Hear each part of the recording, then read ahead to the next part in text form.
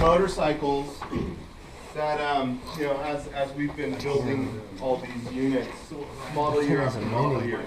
There's also some custom jobs too, Thunder Eliminator, you know, people just kind of do their thing.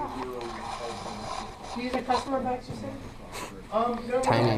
The notes that we have at each station, what each station is there for. So the bike basically comes along with the lawn.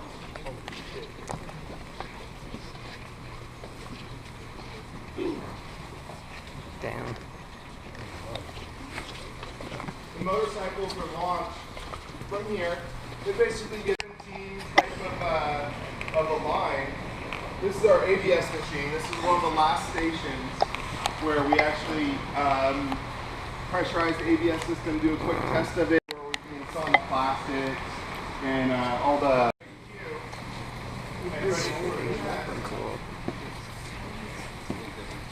Where we die on every one of our motorcycles. We send our motorcycles out a lot of the times in batches. So we're on our 11 container charge array, and we have a discharge array. The charge array is basically going to charge the battery as fast as possible. The discharge